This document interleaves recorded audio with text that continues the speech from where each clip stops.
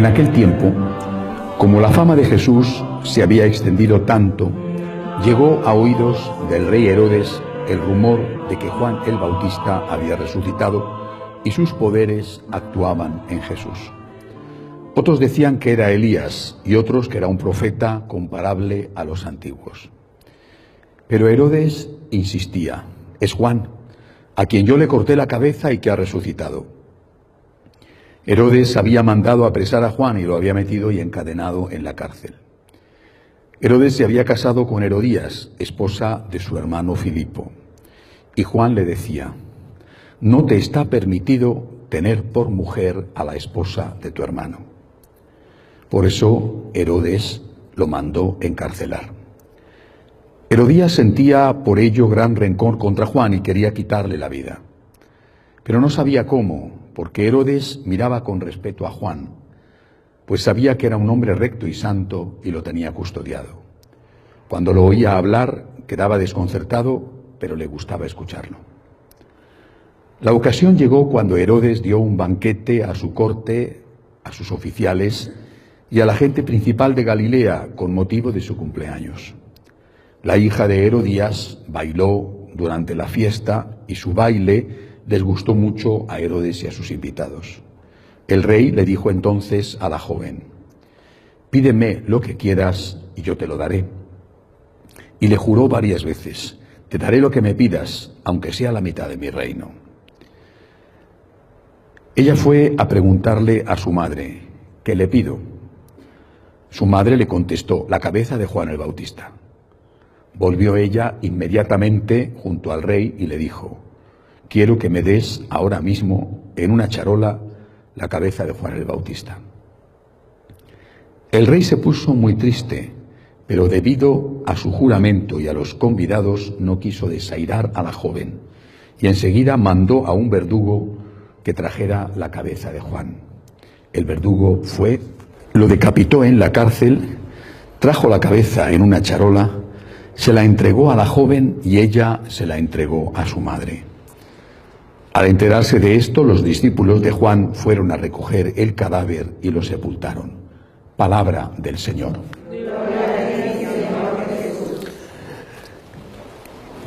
La defensa del matrimonio, entendido como la unión de un hombre y una mujer, es tan importante que ha generado mártires.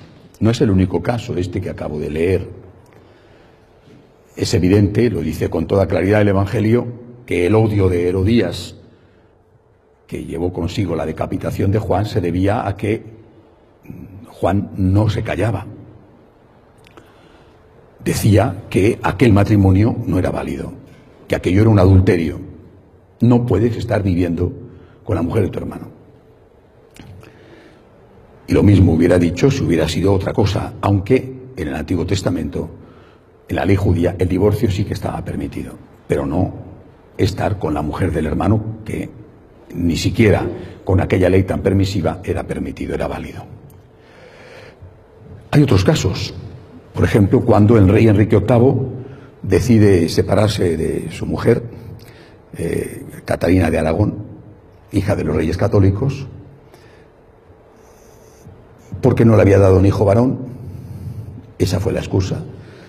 Porque se había enamorado de una dama de la corte, Ana Bolena, y cuando el Papa le rechaza la nulidad de ese matrimonio, dice que es válido, que tienen una hija y que es válido el matrimonio, entonces Enrique VIII decide romper con la Iglesia y fundar su propia Iglesia nacional, lo que hoy es la Iglesia anglicana. Y él se proclama a sí mismo cabeza de la Iglesia.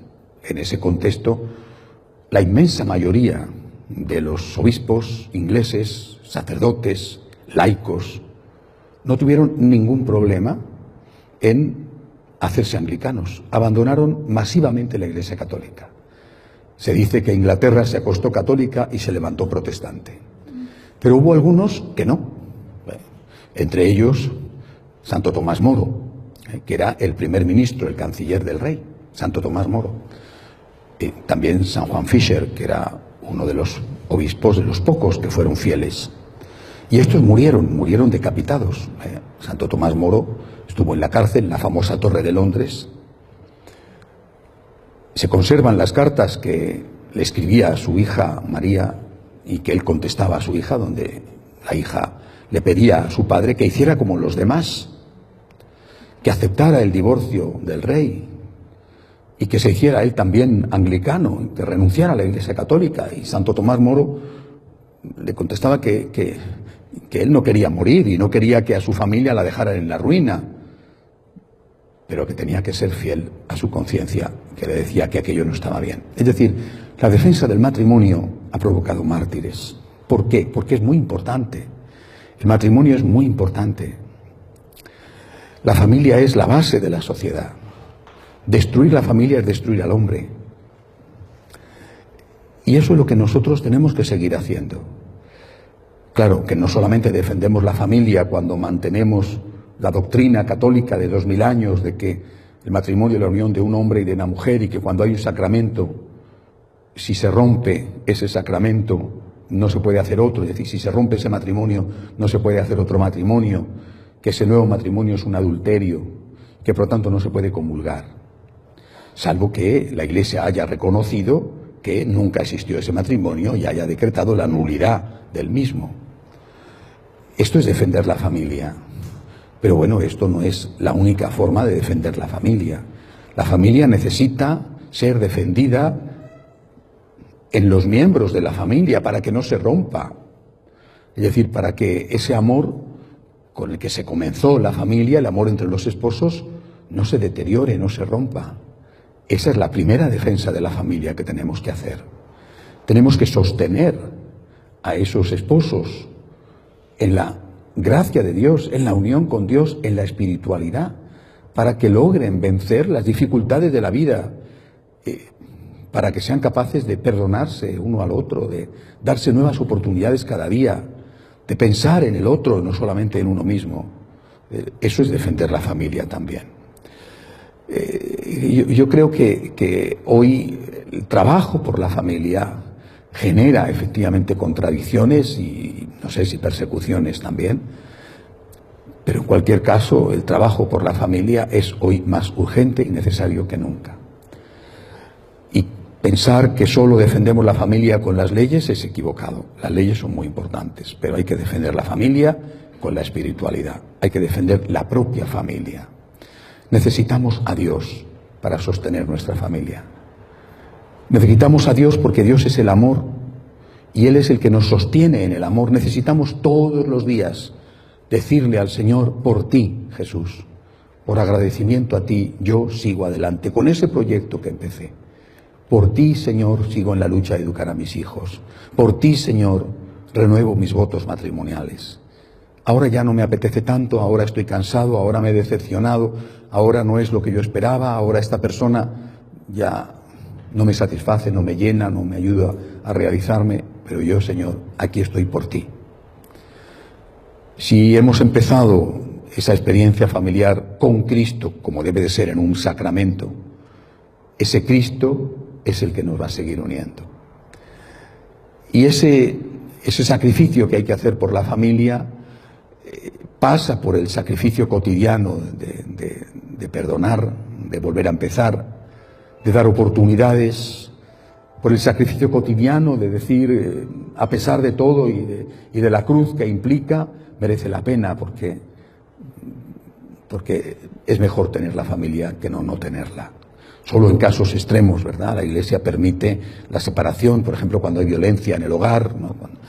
Pero si no, hay que seguir luchando. Ese es el sacrificio y la persecución que hoy tenemos que llevar, ¿verdad? Seguir luchando por la familia, trabajar por ella, no considerar nunca que eso está hecho. Cada día hay que construir el matrimonio, cada día hay que construir la relación con los hijos, cada día hay que trabajar para que eso que empezó tan bien no termine mal. Cuando vemos un mundo donde hay tantas heridas y tantos divorcios, tenemos que preguntarnos qué es lo que ha fallado, porque seguramente hubo amor en la mayoría de los casos. ¿Qué es lo que ha fallado? Y tenemos que intentar poner nuestra parte para que a nosotros no nos pase lo mismo. Acoger a aquellos que se encuentran heridos, que se encuentran rotos, que han fracasado con culpa o sin culpa, acogerlos. Son queridos hijos de Dios, han sufrido mucho, acogerlos con amor, no estigmatizarles, no condenarles, acogerlos siempre con amor, ayudarles y luego trabajar para que nosotros no nos pase lo mismo, es decir, para que los matrimonios que aún funcionan no terminen rotos. Pidámosle a Dios la ayuda que necesitamos. De pie, por favor.